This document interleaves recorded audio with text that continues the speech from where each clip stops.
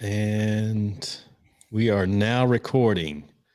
Well, hello, everyone. Welcome back to another episode of Persuasion by the Pint. I'm Jonathan Taylor, along with Sean McCool, and we've got a special guest. Absolutely. Returning guest. He's practically and part of the show. Our friend Ben Blackman. Hey. All right. I didn't know sound effects were part of the deal. That's great. It's been a while since you've been on. Yeah. That's right. We've upgraded the studio around here since you were last here, I guess. Very nice. My youngest son, has a good friend, Ben, named Ben Blackburn. And so I sometimes get Blackman and Blackburn mixed up. Either way, it's all good. Yeah. Blackman sounds more like a pirate. What? Oh, Blackman sounds like a pirate? No, Blackburn. Oh, Blackburn, yes. Blackman sounds like, well, Blackman. Yep, that's right. That's right. I'm sure there's some just so our people listening. So our people listening, Ben's got a kid at home. You'll hear him in the background. Don't worry about it. Yeah. If you hear something going on, it's just, Ben being a dad.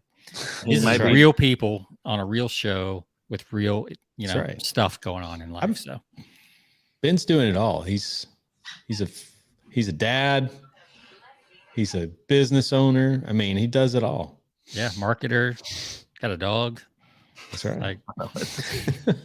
Doing it all, man. Going on vacation as soon as he's done with this show. Where are you going? Fripp Island, South Carolina. Oh, fun, man. Yeah. Down there, Beaufort. Yeah, that's right. Do you have connections down there? You just I've been going there my whole life. Okay. It's been a destination choice for years, huh? Yeah. My older son doesn't like it too much, but this year he's actually excited for once because he's bringing a bunch of his friends. So there you go. Yeah, we'll say he's bringing his posse. It's one of those empty islands, though. Yeah. Once you get over, rises, do you have to cross a bridge to go over? Or? Yeah, security gate. They lock you in. That's right.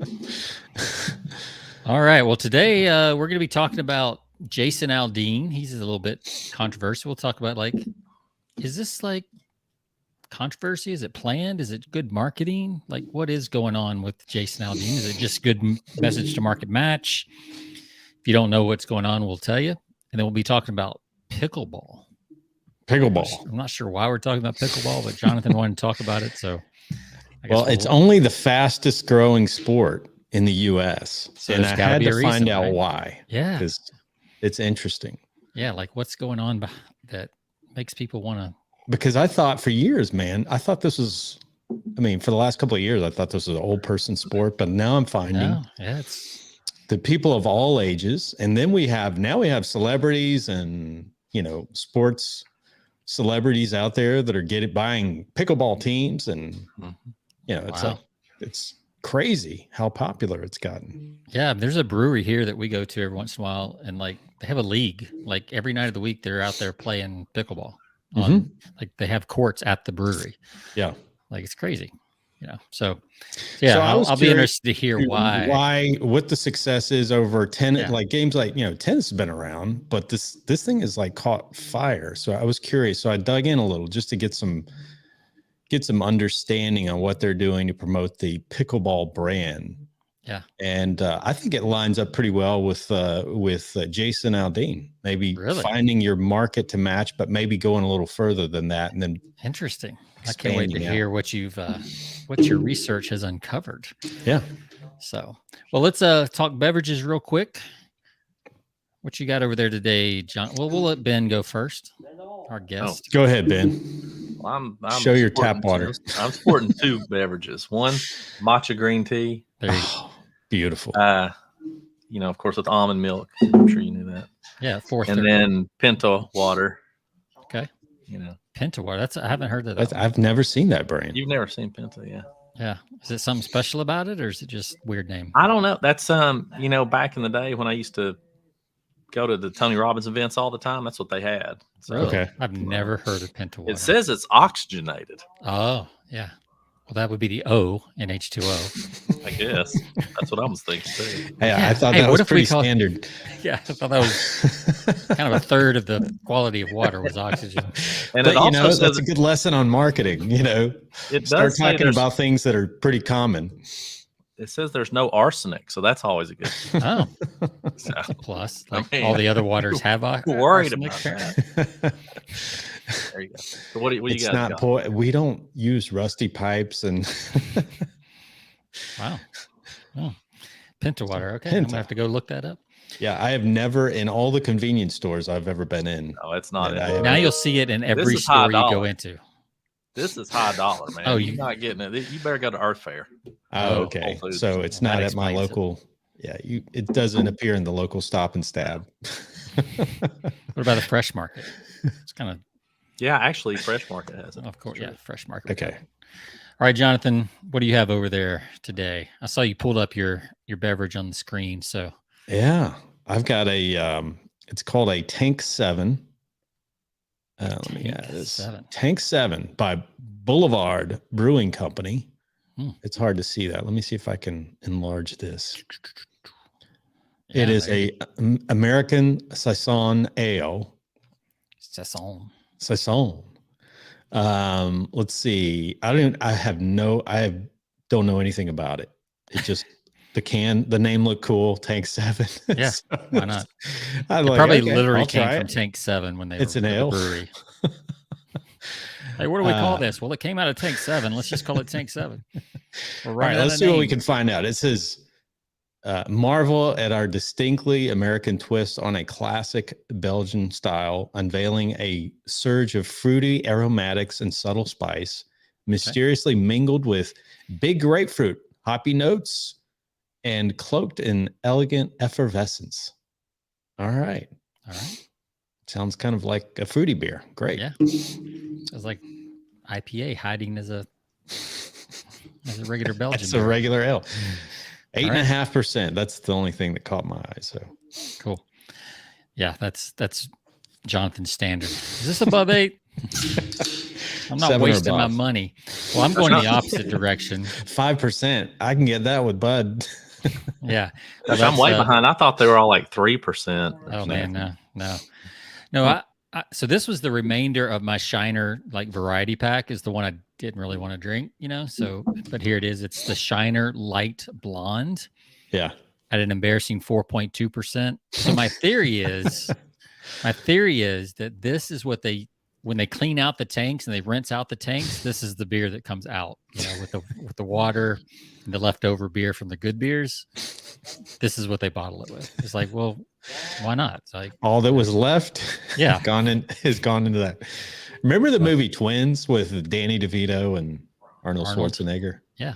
Where he said like all the good stuff went into you, like he's pointing to Arnold. Yeah. All the crap that was left over went into you. Yeah. So this is like the leftover residue of the beer that's been rinsed out with water and then bottled. That's I mean, look at this stuff. It's like Oof. you can see right through it. That's Like- yeah. Now, I've always wanted to know. So, does malt liquor include? Is this part of this We too? have Like, not had a malt liquor on the show. like We should. Mickey's Big Mouth or something, or We might have to try that next week. Yeah. just a thought. I mean, Jonathan, you always stop at the Stop and Stab. So They definitely Mad had Dog. the malt liquor. Yeah. And one of those big I forgot how big they 40s? are. 40. 40 ouncer, Yeah. baby. That's right.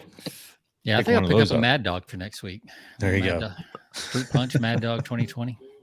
Maybe some Boone's Farm along with that. Farm, yeah, Yeah, there there you you go. go. That route. That'll All be right. good for the next show. You know it's good when it has a screw top and an expiration date. Yes, that's good. I love it. Well, that way you can put it back on when the cop pulls you over and you screw the top back on. That's Like, no, right. man, I don't know what happened. Bought it like What I that. used to do. It was on when I last saw it. Yeah. All right. Well, let's cheers it up. All right, cheers. I don't have a glass today, so I can't Oh, even see the it. bottle. There's a can. Boom.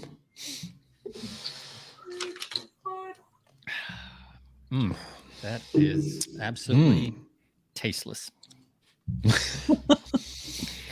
That really is water.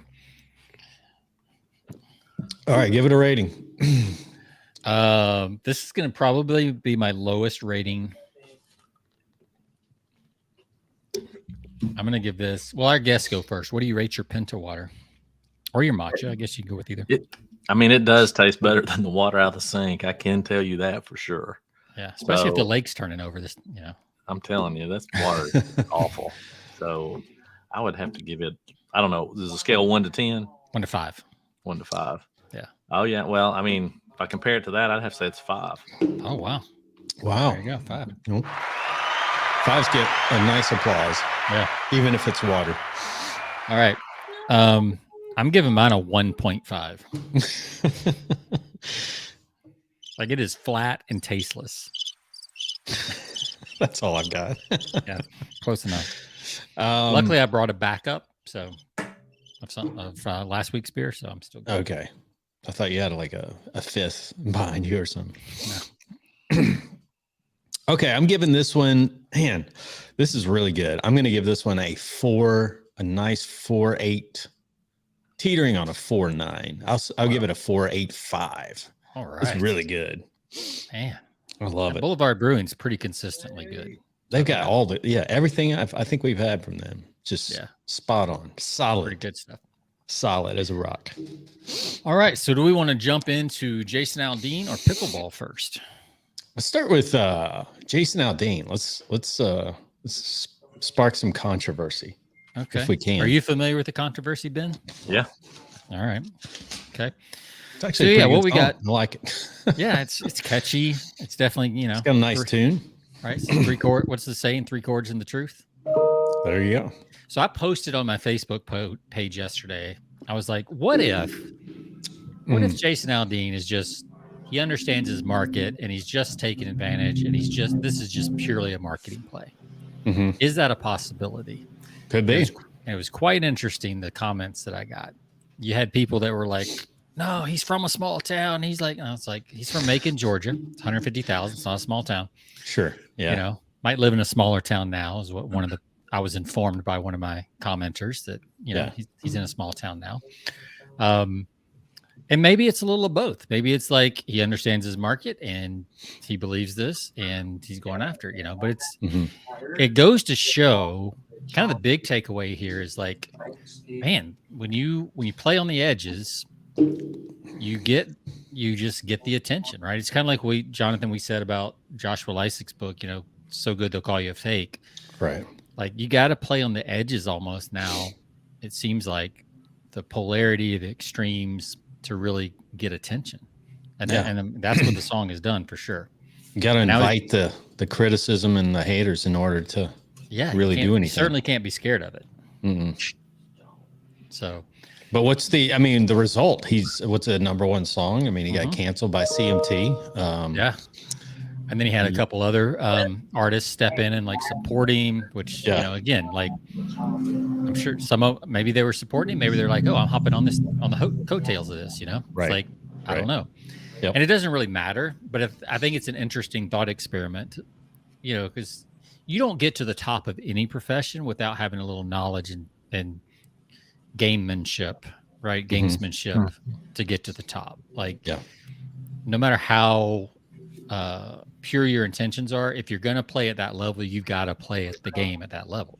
So I definitely think there's an understanding of your market and understanding the counter market that's going to happen. Yeah. But he's probably, the song's actually been out a while. It's the video, I think, that really put it over the top. Right. And then, of course, it getting canceled. That put it even more over the top, and it's just snowballed. I find it interesting how the media, because we know how the media plays off things. It's like summer news. Summer news is like always some of the worst news because they have nothing to talk about. There's really nothing going on during the summer, and people are kind of tuned out anyway. Yeah. They're on vacation. They're kind of living their lives. And it's funny how they almost create news themselves. They create something out of nothing and then talk about it and then decide, have opinions on either way. It's so interesting today how how the news just creates something and then picks sides and then talks about it, runs it into the ground. And yeah, for a week it's like everywhere, and then next week it'll be something else, right? But yeah, the marketing lesson here, I think, is knowing your market and knowing what they're willing to get behind, what's got them fired up right now. And to that, I mean, it's a beautiful piece of marketing. Yeah. As far as like knowing your market. And I had some people in my comments who are, on the opposite side, who think it's terrible and it's like divisive and all the things. So I got both sides in my comments because my audience is split probably 30-70, Sure. So I thought it was interesting, just, even in the comments, like I tried to position it fairly, like, let's look at this as a thought experiment type thing, but you could still see the emotion come out in the comments just like almost instantly. So that was kind of cool to watch too. Hey, and let's be honest, I posted it because I thought it'd get more engagement. Right. And it of did. course. Which is why we're titling the show with his name. Yeah, because that'll help that'll help the YouTube rankings. That'll help everything by That's just right. throwing that in there. So we're all riding the coattails. We had a comment though that said, "Hey, I don't think Luke Bryan needs to ride anyone's coattails." That comment came from downstairs, by the way. So he's got a pretty huge following on his own. Yeah, I think he's doing all right. Yeah. He's doing fine. Yeah, he would appreciate our juvenile beer talk because all his songs are about beer and all that stuff. So yep, we should have him on the show sometimes for this segment. I did find it interesting because the follow-up to the Jason Aldean was that there was a section that he pulled off of his video. Yeah. And so the discussion was it a copyright infringement issue or a copyright issue with using video footage, I think from news, or was it kind of, giving in to, I guess, pressure? Because there was a section when it was a Black Lives Matter protest. Right. Exactly. So I don't think Black Lives Matter as a name is copyrighted, or that would be a copyright infringement. So yeah, I don't know. I think it was from it was I guess whether he had permission to use it from the new. I think it was from Fox News, and whether he was allowed to use it or had permission to use that. So I don't know. They were like, "Oh, we don't want to be a part of this." So like they probably don't, Or who knows? Maybe that's all fake. Maybe it was they just clipped it for no reason at all and just created some new controversy to keep it going. You got to keep it going. Yeah, I mean, you got to ride that as long as you can. Absolutely. So how can people apply this? Let's talk about pickleball. Maybe we can make the connection there. Yeah. So pickleball, I find it interesting because to me, I used to make fun of this. I used to laugh at it because my brother, he was talking about it last year. He had picked it up, and I'm like, isn't it like a senior sport? And but it's not. I'm totally wrong, because you got guys like Tom Brady, who's now buying into it. He's a huge fan. Well, he is a retiree. I mean, so yeah, 40. He's a little younger than we are, Sean. Yeah, but sure. But yeah, I mean, but other, celebrities, people that are buying into the whole pickleball thing and buying teams and it's I didn't even know there were teams available to buy. Like I didn't even know it had gotten to that point. I had no idea either, but apparently there are.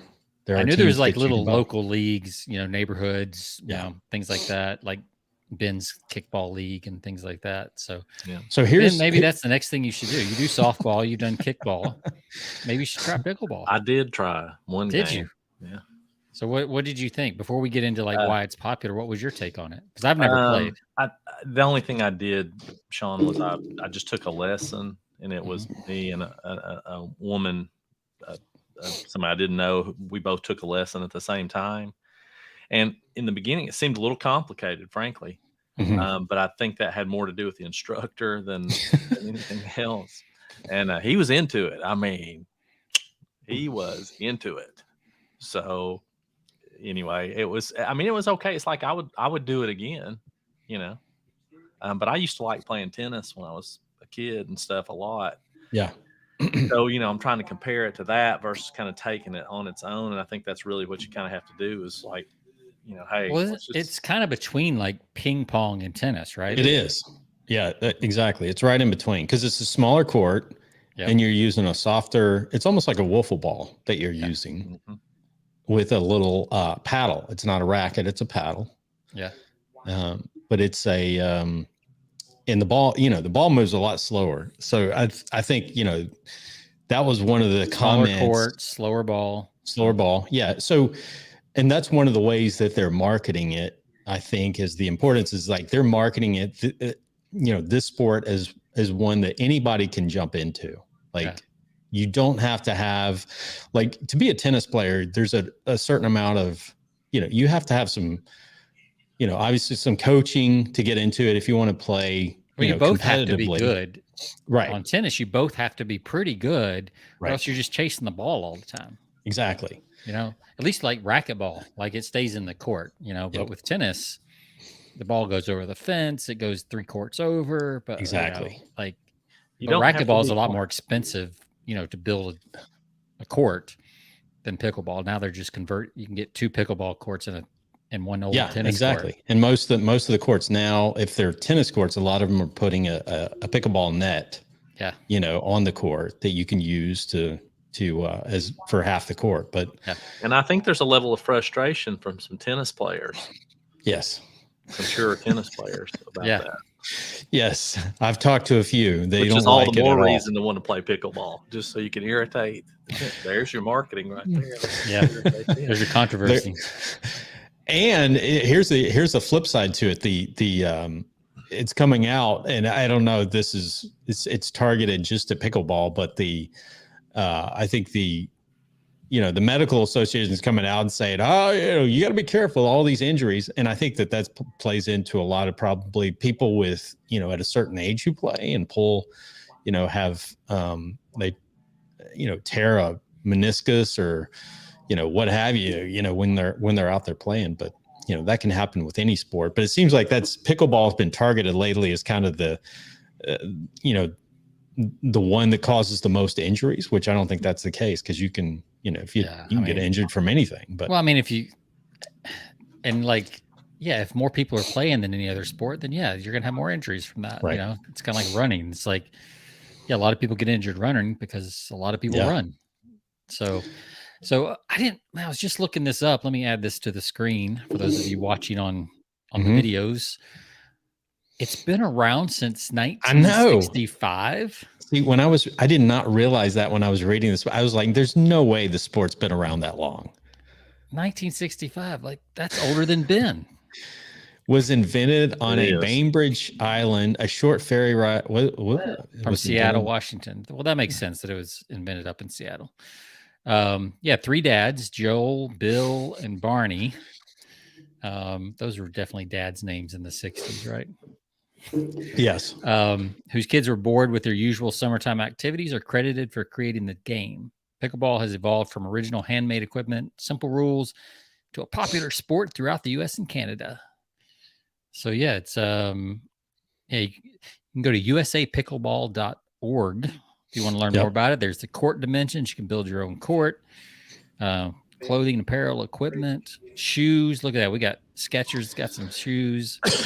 Franklin's got a carbon STK paddle. Yep. All the advertisers. And of course, you want to get in. Like everybody's got to have a new paddle and all this stuff, right? There's been some funny videos and stuff on social media too about pickleball and pickleball trainers and all this kind of stuff. And I'm telling you, man, those paddles aren't cheap, man. You can spend $100 on a paddle or more easily. Yep. Of course. Yeah. This is suburban. Let's be real. This is probably mostly a suburban sport. Still. Sure. Yeah. Well, now 20 minutes of the lesson that I took was on the paddle. Yep. Which one, I'm like, I don't know. Yeah. Wow.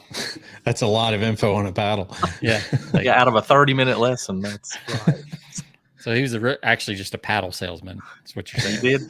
He did say something. He was some kind of affiliate. I can't tell you that. He was like, hey, come over here to the trunk of my car. That's right. Got a few paddles here. All right, so here it is. This is fresh statistics from the Sports and Fitness Industry Association. It's been named the fastest growing sport for the third consecutive year, with a growth rate of 158.6% over the past 3 years. Wow, that's That's impressive. a nice growth. Yeah. So just another example of overnight success since 1965. Yep. Yeah. I mean, literally the first time I ever saw or heard about pickleball was probably 2.5 years ago when I was in Florida. I was visiting somebody. We were playing basketball. They kicked us off the basketball court because they had to set up the pickleball courts. Yeah. We were like, "What is pickleball?" And they're like, "Oh yeah, everybody plays it." I'm like, "We don't. We're playing basketball." So what is it? So it's ease of use, right? It's Ease of because use. it's slower. The volleys are longer, I would assume, right? So it feels more engaged. Whereas like I said earlier, if you're playing tennis and you're not good, you're really just serving and picking up balls the whole time. Yeah, that's right. That's right. Here's the thing. So here's a takeaway from an article, and this is on speaking to your audience. So it says back in 2020, here's what they did. They wanted a rebrand. So this is where things really took off. So prior to the 2020 rebrand, USA Pickleball. So there is a USA Pickleball, Sean. Yeah, I know. I have to say that. They hired an agency that organized focus groups to chat with consumers about the sport. So they wanted to know what the words that people associated with pickleball. And the word that kept coming back was community. So that's what they really focused on their ad campaign, because they started running ads. And that was the thing that kept coming back with, people of all ages, that it was one thing, it was a community, because you see a lot of, foursomes are playing on this, on the sport, because you'll have couples that play, or, people, a group of four that are on the court at one time and they're rotating. And so, that was what they focused on. That was the thing. That was the feedback they were getting. So that's kind of the marketing scheme. The marketing campaign they adopted really focused on a community, which we all know that's, people want to be a part of something. So what they did was they positioned pickleball as something that was social, competitive, and a great way to get people active, and here's the thing. We always talk about like the barrier of entry. So you have to reduce the friction in order to make the sale. The more you can reduce the friction, the easier it is to get the sale. So I think that was brilliant from their standpoint of not only targeting it as a social, something that you bring people together, kind of like, how the success of social media, that's kind of like what they adopted. People are attracted to coming into groups and socializing. We talk about Meetup and all those organizations. People want to connect with other people, and that's what they honed in on. But they also use the ability that, you don't have to be an experienced player to get in on this. Right. Low barrier of entry. Anybody can jump in. It's very easy to learn. It's kind of counterintuitive too, right? It's like, hey, this sport is so easy. Anybody can play it. Usually sports are like a challenge or, things like that. But this one's like, no, anybody can pick this up. Right. Yeah. Just show up. We'll loan you a paddle. That's right. We'll let you, that's interesting. So I'm looking at a stat here.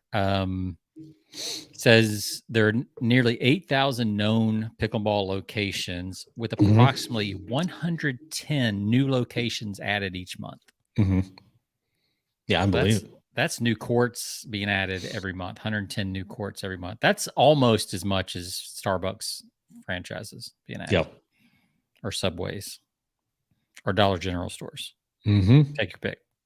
So that's a lot of growth for sure. In a pretty, I didn't realize it was that old, and that it's interesting that it took off right as the pandemic, because you would think it would that would have hurt growth.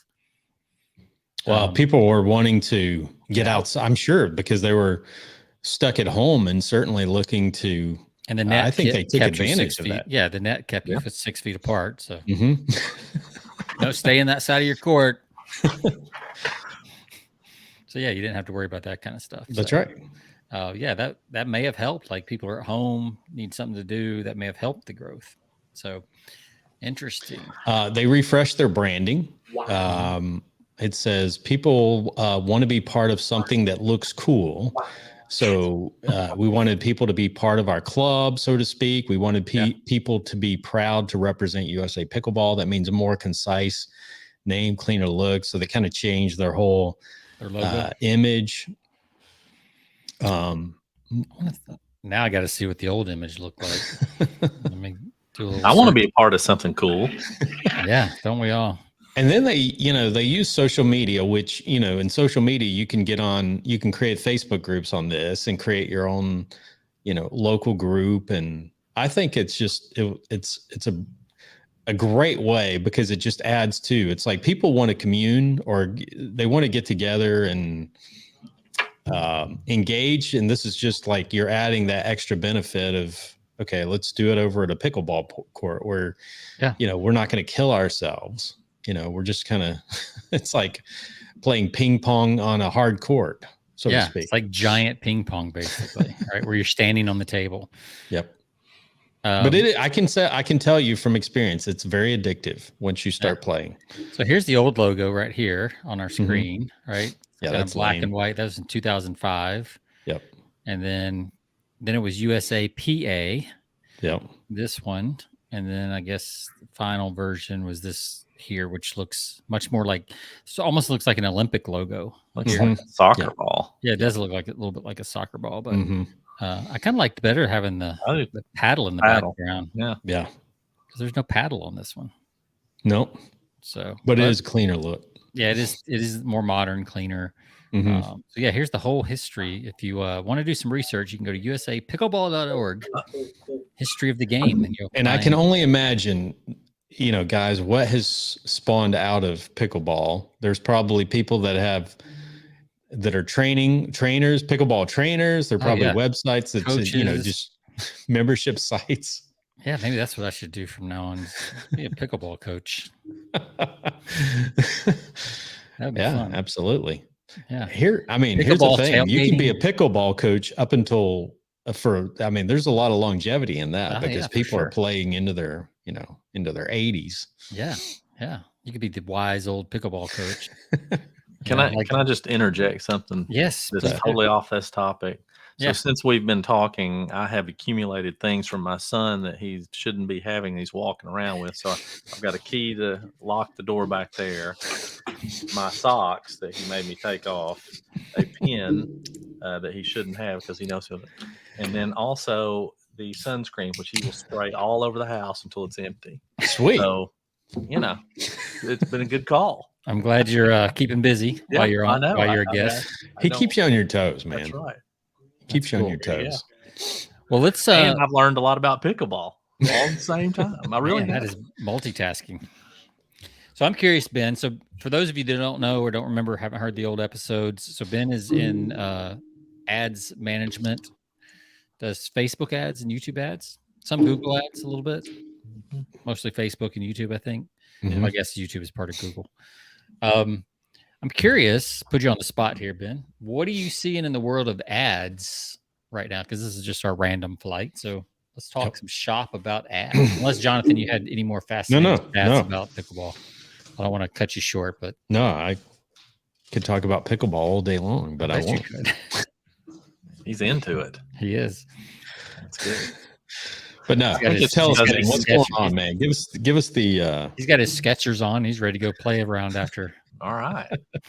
That's good. Depends on what you want to know. But I can tell you this. Could I create ads about pickleball on TikTok and Instagram? And that's what I want to do. That's probably the easiest ad to create right there, actually. TikTok? You could just do it while you're out there, man. You could just be out there doing it and do it your ad real quick. That's right. That's right. And the thing is, it doesn't even have to be about pickleball. It could be about something else. Of course. Right? I know. I mean, Sean sent me a link this week of somebody that's doing something to that's created a easy 6-figure income. Oh man, with flatulence. yes. Doing 6 figures. So this chick is doing 6 figures selling farts in mason jars and sending them to her buyers.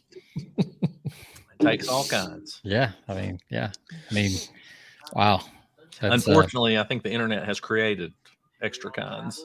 Yeah, I believe so. I mean, I think we're, I used to think Idiocracy was kind of a stupid, just, bad comedy movie. And now I realize it was a documentary from the future. That's right. They sent back to us to warn us. Yeah, exactly. Later, when he came back, he's like, "Oh, by the way, I've got this documentary you might want to watch. This is why we're killing you all." Yeah, because of this documentary. That would be a good mashup video right there. Terminator and Idiocracy. No doubt. It's the real reason the machines took over. So, yeah. So, like, what are you seeing right now as far as trends in ads across any platform, Facebook, whatever? Like, is there anything that used to be working that's not? Is there stuff that is working now that maybe wasn't working before? So I can tell you this, regardless of what platform you're running ads, you should I can't think of anybody who shouldn't be also concurrently running Google ad search based on your brand names. Mm-hmm. So in your case, Sean, you would bid on your name, Sean McCool, right? And you would bid on the second half guy, right? Yeah. You would bid on these things so that you control the narrative of what comes up, or Sean McCool reviews, or the second half guy review, those kinds of things. That's right. Because somebody sees you on social media, sees you, whether it's an ad or not, they opt in or they don't, doesn't matter. They're going to go search you out. And if you're not, doesn't matter even if your SEO has got you high in the ranking, sooner or later somebody's going to bid on that. And SEO, that's right. And you won't know exactly which page is going to show, but with an ad, you can show them what you want.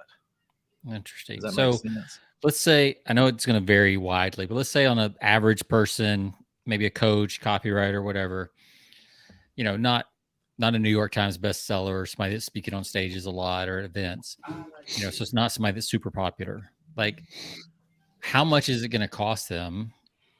I mean, we're talking about a $5 a day budget, $100 a day budget. If that.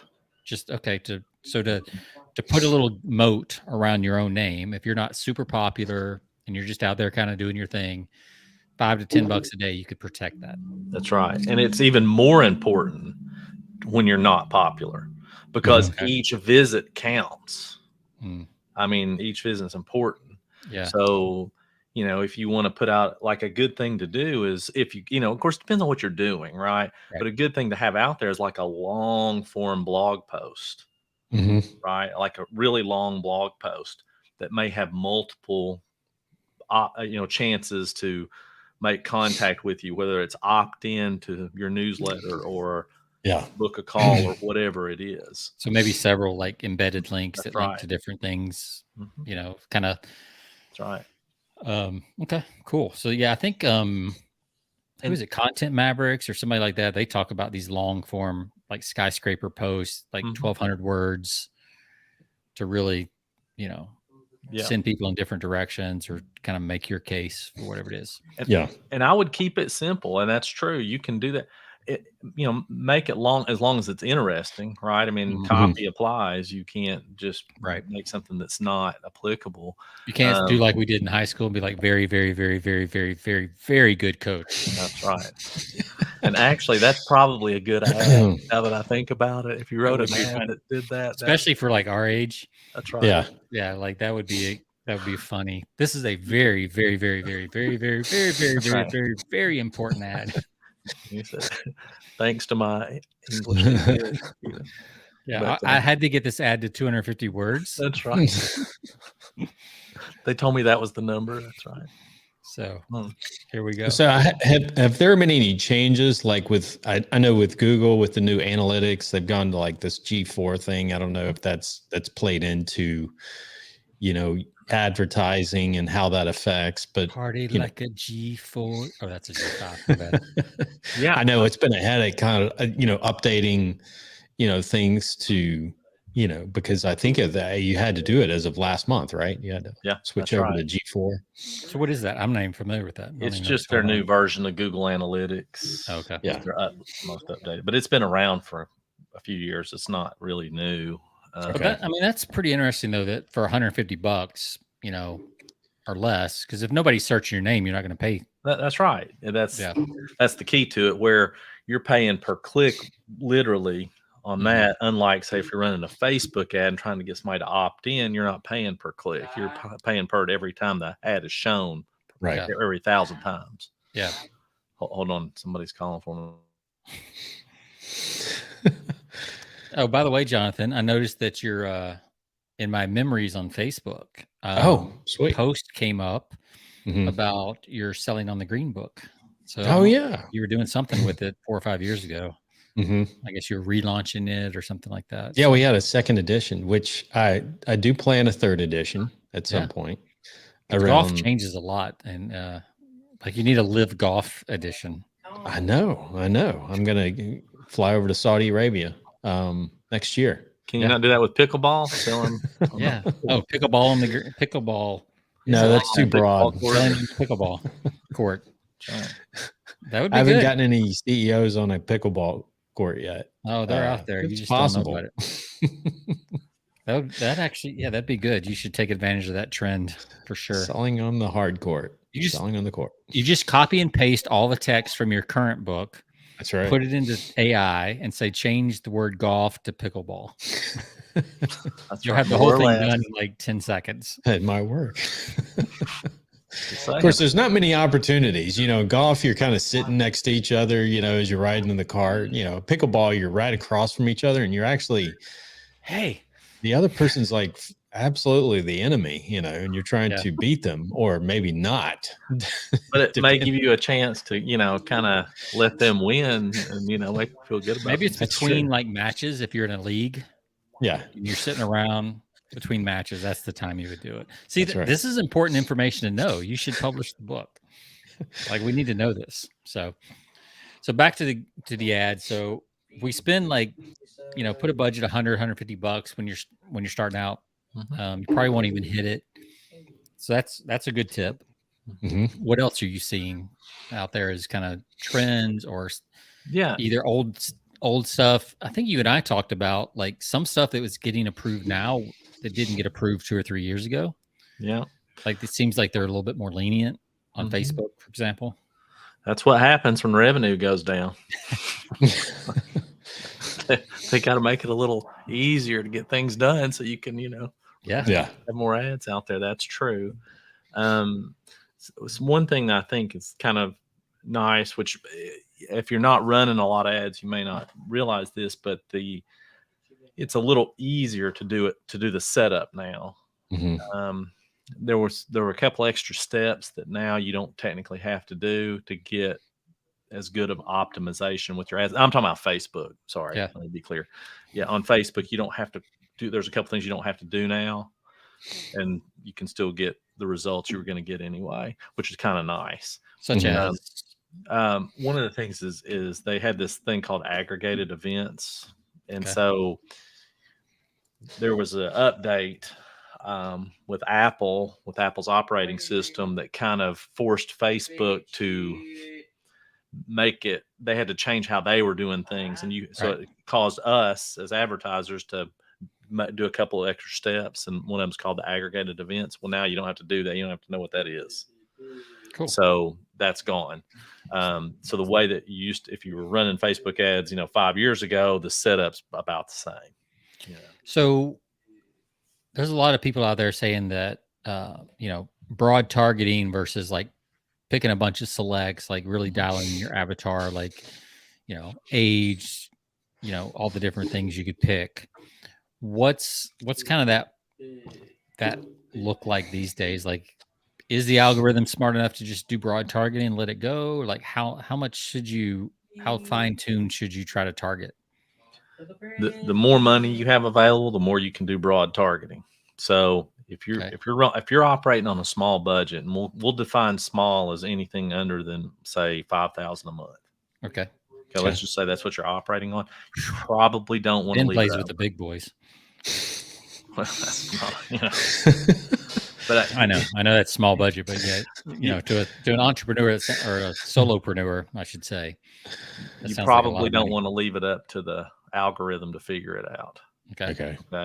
You just now it does depend on who your market is. I mean, that is true. So it kind of does depend, but in general, now if you're marketing locally, right, versus nationwide, then okay, it's different leaving it open, right? Because there's not that many people in that. There may not be that many people available to target. Period. Say you're trying to do it in a 10-mile radius because you operate a local business, and you're in, relatively, you're in Macon, Georgia. Well, you better off just leaving it open. I feel bad if you're Macon, Georgia. By the way, I just wanted to throw this out. I put this on my post yesterday, or in one of the comments on my post. Frank Kern is also from Macon, Georgia. So just to throw out a conspiracy theory here, I think Frank Kern and Jason Aldean are working together. Could be. Yeah. Frank was like, "Hey, Jason, and they're about the same age. I'll buy that." Yeah. So they probably went to school together. Although I think Frank is actually from Milledgeville, Georgia. Okay.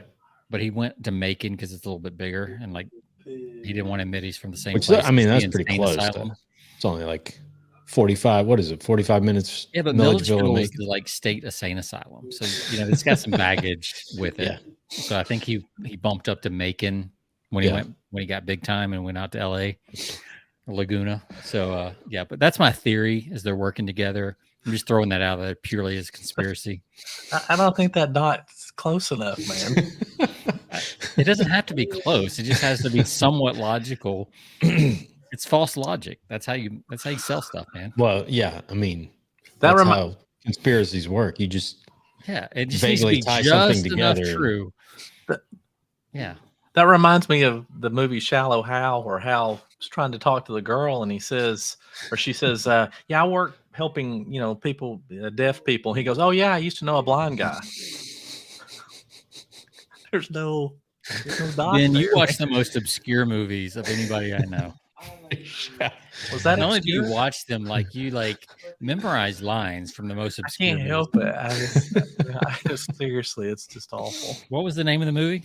Shallow Hal. I've never heard of it. That's with I know. I've seen Jack Black and Paltrow. Jack Black. Maybe I'm just out of touch. Yeah, well, that's true, but that could be true. Yeah. So we were talking about Tony Robbins earlier. The reason I knew that's because Tony said at one of his events he was going to be in it, and he was. Okay. So that's cool. Part of the reason why that one. Oh, that's right. He was in that. And then he handed out Pinta water. So full circle. Nice job. Very, very well done there, Ben. I appreciate that. All right. So back to the ads. So how select should your targeting get? Is it one or two levels of demographics, psychographic type stuff, or do you really need to dial down? Yeah. The audience, it's a lot of it has to do with the audience size. Okay. So the audience has to be big enough for Facebook to find enough people to take the action that you want, but yet small enough that you're not trying to overextend and get to people who may take the action, but they're not really a good fit. Right. So you still want to, if you can, you want to be somewhere between 500,000 and 2.5 million people of your targeting audience. Now, again, it does depend on what you're doing too. Yeah. You have to do the best that you can. So if you're doing something kind of obscure or with a very small niche, then, it may be smaller than that, and that's fine. Mm-hmm. Okay. This is just a best practice if you can. Yeah. Right. And so I will say this. So a lot of the targeting options that were available, and speaking of Tony Robbins, so Tony Robbins, you used to be able to target him and he had a fairly sizable audience. Well, you can't target him anymore. Right. And there's a lot of people there's a lot of things like that. So they've lumped them all into these categories. So it might be, self-awareness, or self-help or something like that. Yeah. Versus this individual person. Sure. But there's some caveats to that is the problem. So exercise, right? Well, everybody's interested in exercise, right? Yeah. Everybody in the world. So there's 1 billion people in that audience. Yeah. Right. Self-awareness. Okay. Well, that's a lot smaller, right? Yeah. So you have to kind of pay attention. So. Yep. And you have to like, it's kind of like keyword research, right? Like exercise could mean a lot of different things depending on, who you are and how you're looking at it, right? You could be a fitness trainer looking at exercise, or you could be somebody who wants to lose weight. Those are two very different markets for the same word. So you have to be aware, I think, to dial that in. Yep. Cool. Anything else you see? Yeah. Lately, and of course, this, Sean, because I've talked about it a lot, but I have seen people using Facebook groups, coaches mostly. Okay. But I've actually seen it outside the coaching niches as well, using Facebook groups to convert into clients. Yeah. So you can literally use a Facebook ad to grow your. I mean, there's a way to do it, but you can take your Facebook ad and use that to help grow your Facebook group with paid ads. If I had a pickleball group, I would use ads to grow that group. Like that. Yeah, absolutely. You could. The art of pickleball, right? I'm going to write that down. Yeah. That should be the name of your group. Yeah. Selling on the pickleball court, the art of pickleball. How to make money playing pickleball. Oh, all day long. Yes. Pickleball influencers. That's like easy. It's like, oh shoot, I can play that. That's no problem. And I can make money at it. Oh man, maybe I should be a pickleball influencer. That's awesome. No, so that's interesting. People are running ads to Facebook groups. So this that's is actually so Ben's being a little coy here, I think. This is actually, I think, one of Ben's specialties. Well, you got to talk about what you know. Yeah, like Ben is really good at helping coaches run ads to Facebook groups so that they can then market more effectively to that group. Right. Well, I mean, you're just basically gathering your herd. I mean, it makes sense. Yeah. Oh gosh, let's not show that. I like that. That's a young, vibrant Ben right there. Yeah, that was last year. That was last year? No, please. That was more than last year. Like a realtor pick right there. Man. I know, man. It really is. So are you doing that more than sending them? Are you sending them more to Facebook groups more than websites, or I guess, landing pages? Do you find that you're doing that more with your clients? Yeah. And so the trick to it is, Jonathan, is that the way that Facebook works is that most of certain types of ads, you can't send them back to a link on Facebook. Right. Like they don't allow you to do that. So instead, what we do is we send them to a landing page off Facebook. Because just to put it in some context, though, if you're on your phone and you click on a Facebook ad and it's going to a website, it's still within the Facebook app. Right. Yeah. Right. It's not taking you literally out of the Facebook app. Right. So you're still there. You're still in their pinball machine. That's exactly right. And so when you send them to that landing page, you get them to opt in right there, get their name and email. Right. And then on the thank you page, after they opt in, there's a button that says click here to join the group. And they click on it and it takes them back into the Facebook app to join the group. Okay. I'm actually surprised that Facebook doesn't let you just go straight to the group. I am too. It seems opposite of what, like, wanting to stay on the platform. Yeah, you can run ads where you put the Facebook group link in there. It's just not what we call a conversion ad. Okay. So the types of ads that you have to use, you can't tell, you can't really get any metrics on it, how many people literally clicked and went back. And you'd rather build your email list anyway. That's right. This kills two birds with one stone. Yeah. Yeah. And you, like, what is that? I know you work a lot with coaches across all kinds of niches. Like, typically, what does that cost to get somebody into your group? Like, what are you seeing right now? So if let's just say you're in the fitness realm, okay, then you're likely to be. I mean, I've got people that do it for under $1, but I don't want to make it sound like that's typical, okay? Because it really depends on the niche of those people. So that in that particular case, you're talking usually about females somewhere between 45 to 60, right? But they join Facebook groups more than the 25 to 30-year-old. Right. So there's, you got to weigh that in there. They also have more money, so kind of works out. Truth. So I would anticipate that you're probably going to spend between $3 and $7 a person.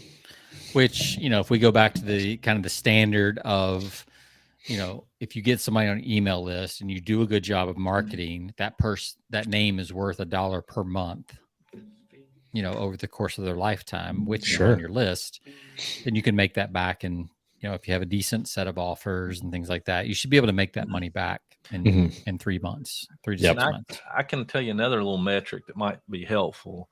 So in this, especially in coaching, is that if they come to join your group and you don't convert them into a client within the first 30 days, they are likely not to become a client until after 5 months of being in the group. Wow. It's interesting. Wow. Because they're responding to an ad. And I think this is true across all kinds of advertising. Like if somebody's hot and they're responding to an ad, I mean, they're most likely to buy in that first 30 days. Right. But this or not again till later. And this plays right into Facebook in general and marketing in general. There's a segment of the population that they don't need the story. They don't need everything. They're ready to take action. Right. So this plays into that. But then there's a lot more people who just need more information. They're willing to do it, but they just need to know more. Yeah. Right. Is the whole A to Z marketing spectrum. And most marketers go after people that are already at XYZ and ready to pull the trigger. But there's so much money in A to whatever comes before X. Right. And I don't remember where that is in the alphabet. I think this does that because there's I think what this does is this allows a low barrier of entry with a high probability of value or high opportunity to give value. And it also allows the people who are ready to take the next step, go ahead and avoid watching a long webinar or doing a 5-day challenge, right? Whatever that is. So I know for some people, and I don't know if you advise your clients on this, like typically there's questions to join a group. Are you kind of a fan of the idea that third question is like, hey, do you want to talk to somebody now? Do you recommend that, or do you even get into that with your clients?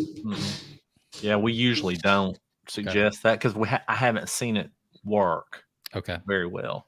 Yeah, it feels a little pushy to me. I know some people kind of promote that idea, but it's always felt a little pushy to me. So have you seen from your clients, like what's the best way to trigger that from signing up for the group to being a customer client within that 30 days? Yeah. So most people, and by the way, can you hear water running? Nope. No. Did you bust a pipe? No. Worse in many ways, but no. So what could be worse than that? Well, that's a long story. We'll have to get into that another time. Okay. So what some clients do is they have what we call setters. Like they have somebody that they're employing that will reach out to the people. I can't even believe I said reach out. I do not like that term at all. But anyway, they contact the people who are coming in. They message them. And then they start the conversation that way. And that's how most of them tend to do it. Now, some people do it themselves. Some people have setters. It just depends on where you are in your business. Right. Yeah. They reach out to elevate the experience. That's right. I hate follow up. For me, it's elevate. I hate the word elevate. I hate follow up, reach out. That's another one. Yeah. Epic, crushing it. Yeah. We should do a whole show. Crushing it? We should do a whole show on these terms. Gary V would be so disappointed. I'm not into the bro-ish marketing terms and whatnot. So. Man. Yeah. That's very cool. What about LinkedIn? Are you doing much with your clients on LinkedIn? Yeah. So there's a few clients that we do with LinkedIn, and it's almost exclusively retargeting. Okay. And it depends on what you're doing, right? But if you don't have a really high ticket offer, whatever that is, it is hard to make LinkedIn work. Yeah. From a front end offer. Is that because it's expensive or what? Yeah. And LinkedIn's own numbers will, when you're reading their, best practices and stuff, they will use numbers like, $250 a lead or $500 a lead or something like that. And in their terms, they're talking about opt-ins. Right? Wow. I know. Now you don't really you can get opt-ins for a lot lower cost. That's not exactly the way it works, but that's what they're referencing. Yeah. So, hey, good for Yeah. them, man, for, Yeah. sticking to their guns and charging more. And like, that's awesome. Well, I've been frustrated. I've used LinkedIn to drive, because I do a industry podcast show, and I have a LinkedIn page for it. So I've used LinkedIn a few times, just run some ad campaigns on it, and it's been, the results have been, just aside, compared to what I do to create just completely organic. No question. I beat the ads, easily every time, just by organic reach. So, so I tried that for about 2 months. I'm like, oh, I think I'll just continue with my organic. So how does retargeting work, Ben? Because what pixel are they firing off of for retargeting? So you use the LinkedIn pixel. Okay. So, but I mean, what is it looking at? Because you wouldn't, if you're just retargeting, you wouldn't be using regular ads on LinkedIn. So I'm a little confused. Like, where does that come from? Well, and just so I make sure I understand, or I'll just say this and you tell me. I don't know what I'm asking, so you'll just have to tell me how retargeting works on LinkedIn. So it's not any different than retargeting on Facebook. Yeah. So if you are driving traffic from Facebook to, say, your landing page or your home page or whatever, then the LinkedIn pixels on that page, well, it'll pick up that as well, right? And if it can connect it back to LinkedIn person, it will. Okay, so I could advertise on Facebook, but I would have a LinkedIn pixel on my opt-in page, landing page, whatever, wherever I'm sending people. Or a Google pixel. Okay. Yeah. So I would have all my pixels. I'd have a pixel party going on my page. That's right. There's a trademark that term, pixel party. Put a pixel party on your page. Oh, that's alliterated too. I like that. Pixel party on your page. So then when you do advertise on LinkedIn, it's going to be cheaper than if you would just straight out advertise on LinkedIn. Yeah. But one thing to note is if you don't have a lot of traffic coming, it's probably not going to be super effective. You're not going to spend a lot of money just because there's not that many people on there. And also getting in front of, you have to, it's not just whether or not they get pixeled, it's whether or not they're going to be on LinkedIn and to see your ad. Right. Yeah. Because they just don't have the user base that does that in the same way. So, and I don't know I know for me personally, I mean, I check LinkedIn once every 2 weeks, it seems like, compared to Facebook, I'm on there every day. Yeah. And I don't know if that's common or not. And I'm on LinkedIn every day. So that's where your people are. Right. Because you're much more, you're industrial, corporate. Yep. And I'm not. So, Ben, I'm curious as we start to wrap up here. If you were to give a prescription to your clients, and maybe even stuff that they've ignored you, but you're like, man, I've got this idea that I think would work, whether it's tested or not. What would be your ideal kind of setup for people? A combination of different platforms, whatever. What is your kind of ideal? Hey, if I were to build you, I really want to test something, I want to play with something. What would that look like? For 90% of the people or better, I would say you want to start off on Facebook, not Instagram, Facebook.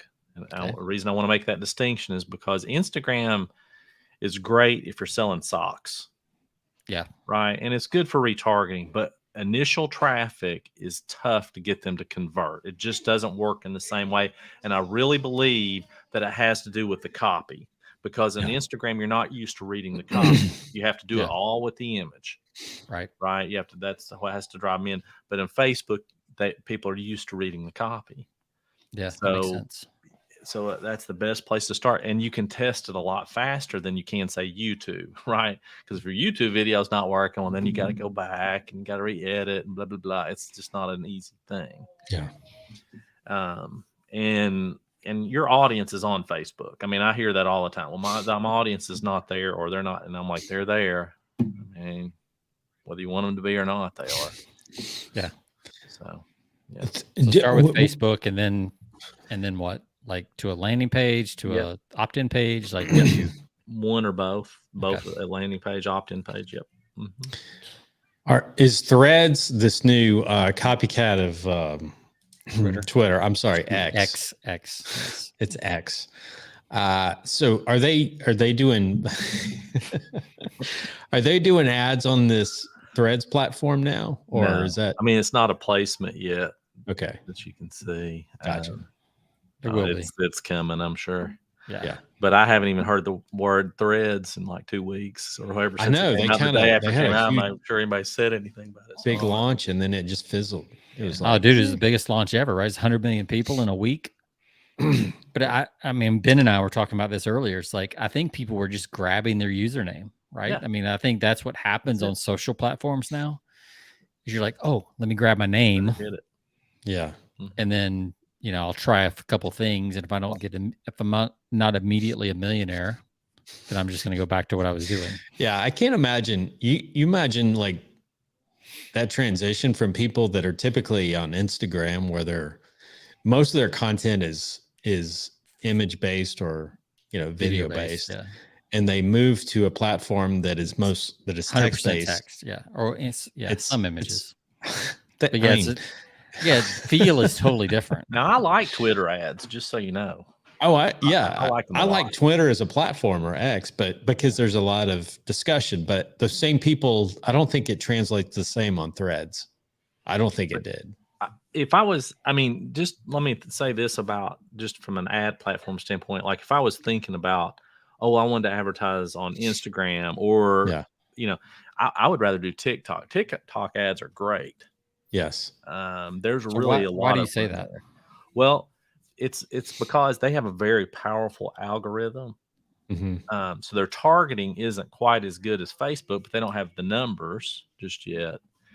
But what they do have, the way that their algorithm works and the way they show more ads, really helps the advertiser better than Facebook does.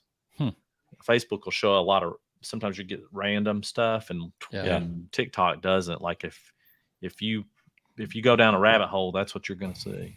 Right. Well, I'll tell you this, like I've noticed Facebook, like, I guess because there's so many advertisers on Facebook. If I look at a product on Facebook, I will see within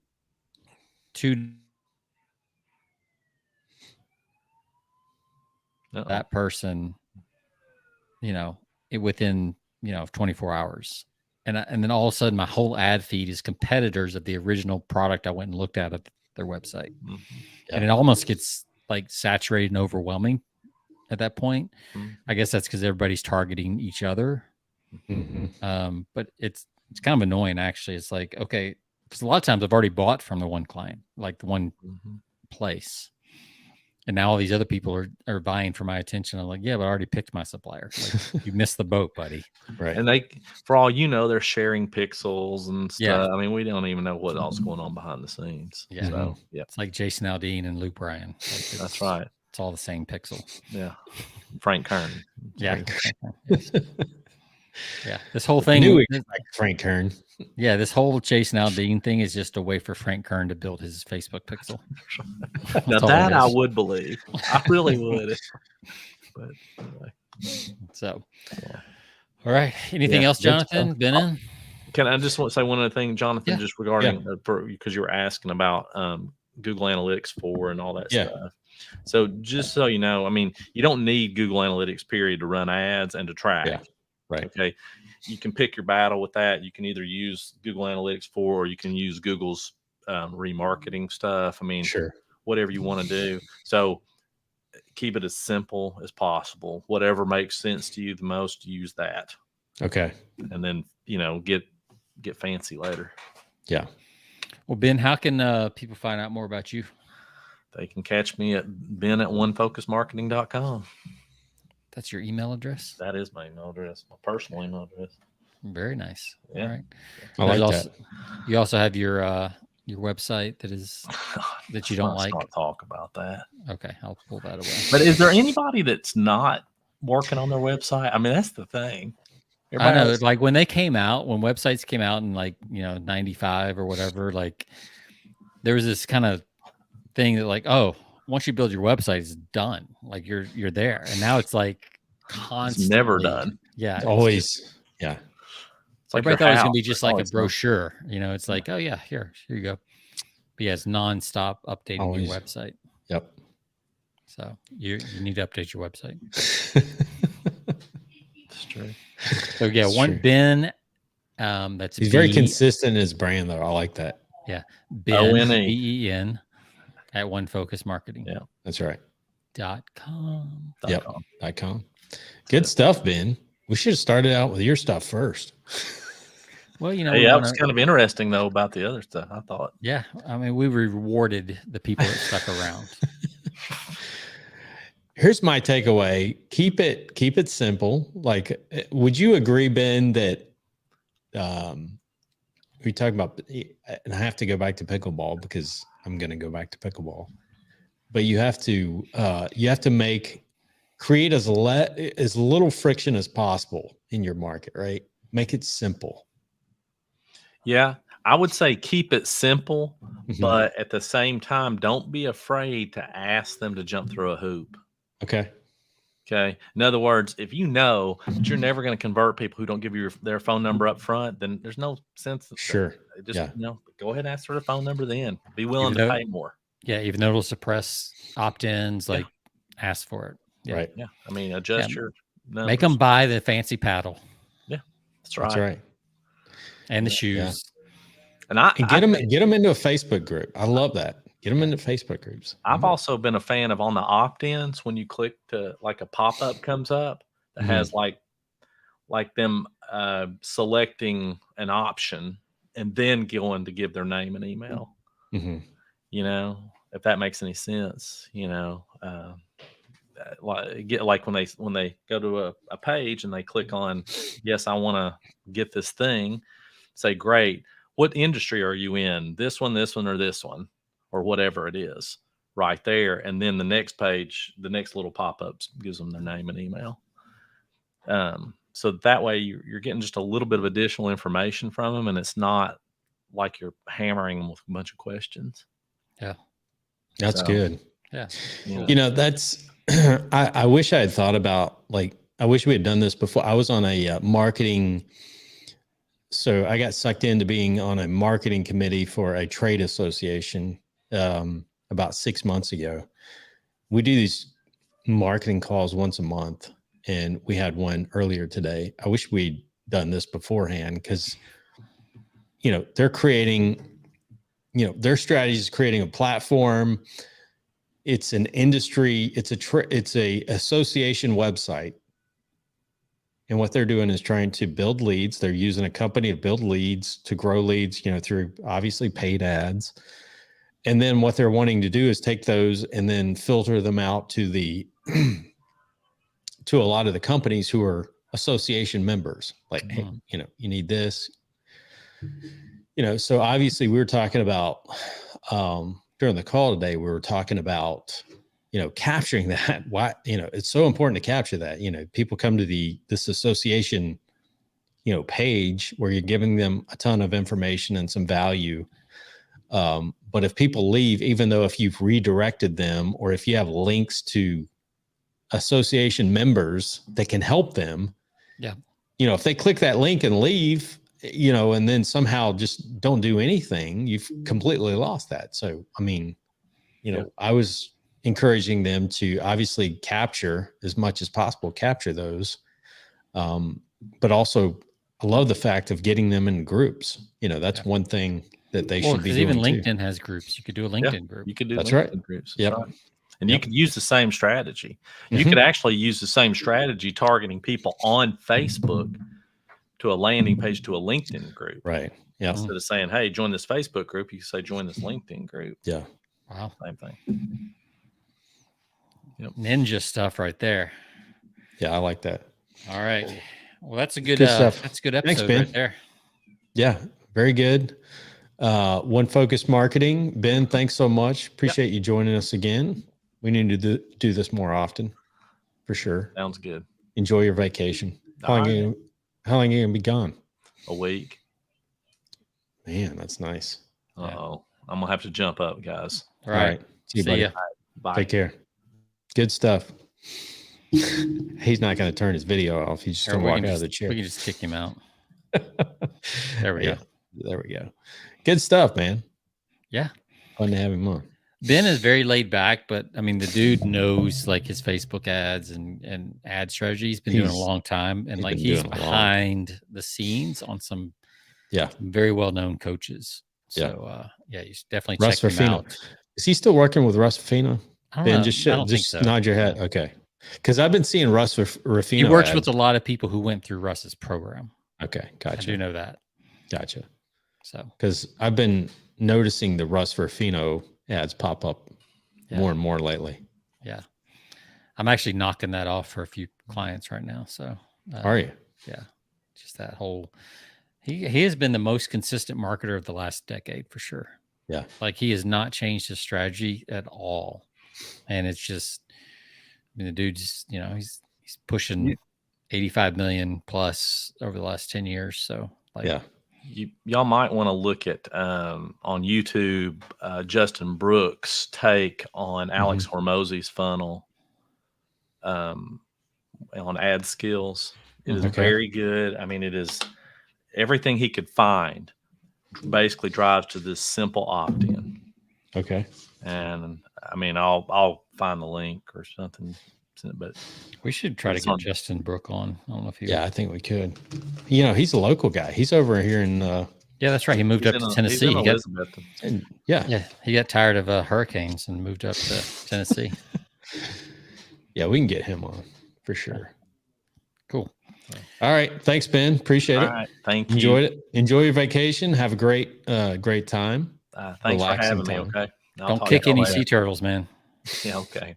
See Keep the buddy. lights off. All right. See y'all later. See you, man. Good stuff. Yeah. Yeah. Good catching up with him. Yeah. Yeah. He knows his stuff. We talk every week. Now I write some of the ads for his clients, but yeah, his strategies behind his clients are really good. I mean, he's got clients doing, 5 and 6 figures a month consistently for years. That's great. In the coaching niche. So if you're a coach, consultant, across a lot of niches, been at One Focus Marketing, if you want a kind of different take on your Facebook ads, and just easy to work with too. So just good stuff. If you're a jerk, don't call him though. Call him. Don't make his life harder. Yes, we wouldn't recommend that. Yeah. He needs his vacation time. Yeah. Yeah. Don't call him this week either. He's a single dad. And he's got his hands full. So yeah, for sure. But yeah, man, good show. There was one thing I did want to, I sent you, I think I sent you a text, Sean, on the, was it John Capel's book? Oh yeah. Tested advertising methods.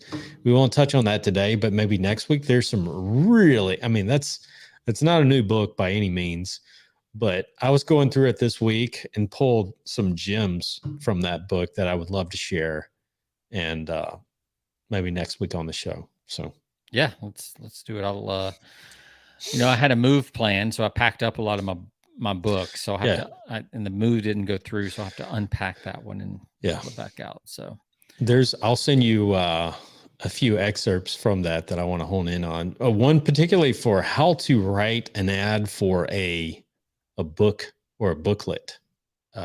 Phenomenal. Yeah. So I came across that. I was like, yeah, this is good. Yeah. I mean, I don't know. This is like 30 years old, but this would still work extremely well today. And I'm going to use that. So yeah, cool.